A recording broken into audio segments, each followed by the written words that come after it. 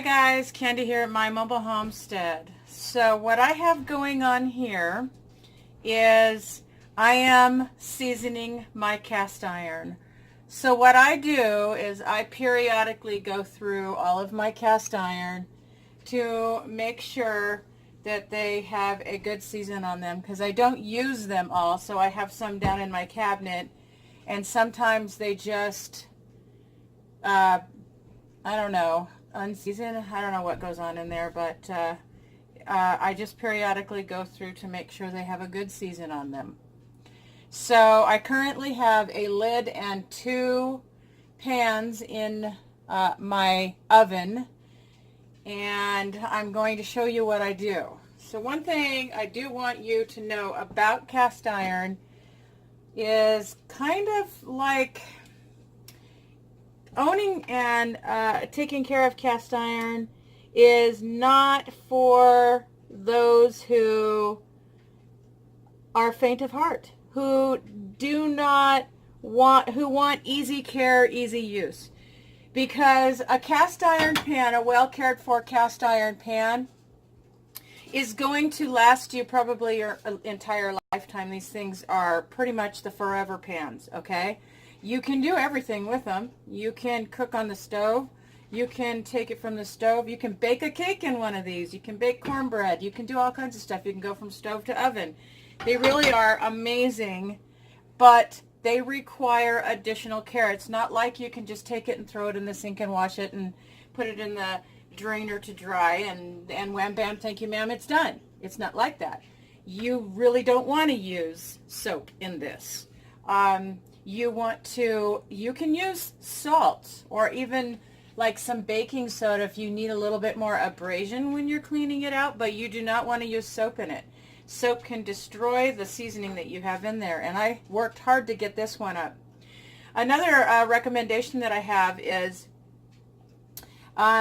when you buy your first set of cast iron pans, I'm going to tell you from my own experience, don't cheap out. Get a decent quality. These I got are called StanSport. They're not decent quality. These were cheap. I cheaped out. And so with this particular pan, what we had to do is my husband he went and he sanded it down to its original, because it was like what they do when they make these cast iron pans is they mold them in sand. Well, if the sand they are using is too coarse, it can leave the surface of the pan with kind of a pitted texture, and it will take you a very, very long time to get that nice smooth glass finish, non-stick glass finish that you are striving for when you are seasoning your pans. You can season and season and season, but you have to build up a lot of the carbon that's what it is black that's on here. It's a carbon of burnt on oils that you put on. So when you get a higher quality set of pans, you don't have to do all this extra work to get yourself a decent pan. This one now is a decent pan, but my husband had to sand it down, and then he had to buff it with steel wool, and then it was useless as a pan until we got it, because it was just silver, like it was steel, and then we got it back to this nice, and now nothing sticks to it, but it took us a very long time to get here. So now what I'm going to do is I'm going to I like to use bacon grease. I have nitrate-free bacon grease right here. And that's one of the things that I like to save my bacon grease for, is to season my pans. It does a fantastic job. So when I season my pans, I cover every surface of the pan with grease. You want to use a cotton cloth. My recommendation is that you use like an old t-shirt or something kind of soft. This is an old t-shirt. Something kind of soft, but not terry cloth, because terry cloth has little pieces that can, I mean, if you have to, you have to. I have done it. But it has little pieces that kind of get left behind in the pan. And then it becomes a part of your seasoning. It doesn't come off. It just gets incorporated into your seasoning. So when I do my greasing, I make sure I put it on all parts of the pan, because when I am using my pan, if I have to clean it in on the in-between, I do have to run water into it sometimes, and I have to, what am I thinking? Scrub it a little bit, but only with water. So during that time, it loses some of the seasoning that it gets on the outside. Now, the reason for the seasoning on the outside is not, because you're going to cook on it. You're certainly not going to cook on the outside. But it will help prevent rust, because steel loves rust, or rust loves steel. Once that's its like new best friend. So, or wants it to be its new best friend. So I do every single part of the pan. I go everywhere on the outside, along the edge, the edge right here. Because food does run across that, like if I pick my pan up and pour something out. And then, of course, I do make sure that I get the handle. So, and you just need to make sure you have a thin film. A little bit of hair got on there. That's weird. Oh, it was in the laundry, I'm sure. So you can't see the grease there, but you just put a thin film on it. Now what I'm going to do, and this is what I do. You can do it on your stovetop.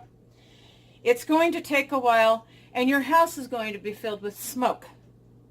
So what I have learned, actually, I don't remember where I watched it. I think it was of all people, who I don't normally watch, is Martha Stewart. I was watching this YouTube video with Martha Stewart when I was first learning how to take care of my cast iron pans. And that was to take the pans and put them in your oven.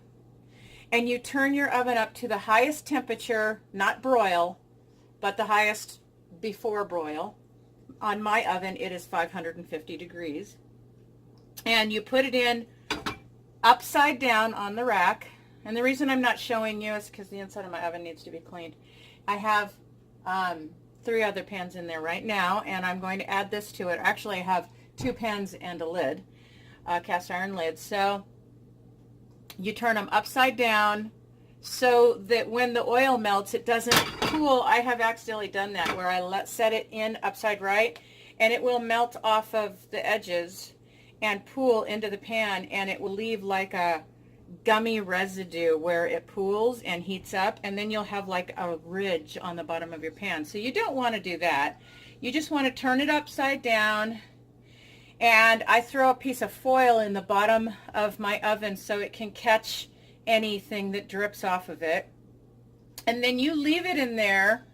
There is no specific time for how long you're going to leave it in there. You're just going to put it in and periodically check it. I just open the door and peek in, like if you have a light to your oven, that helps. I don't. To see if it has stopped smoking, and it's going to be even the tiniest amount of smoke. Just go ahead and close the door and leave it in a little bit longer. So as soon as it has stopped smoking, you can shut the oven off, allow them to cool down, and then set them out here on your stove or hanging, or put them away wherever you're going to put them.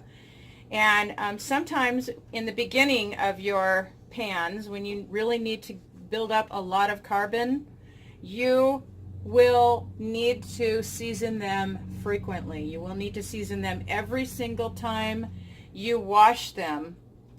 You need to slather them with grease and stick them in and get them seasoned, or do it right here on the stove, however you want to do that. But this is what I have learned in taking care of my cast iron, and it took me a while. I had cast iron when I was young.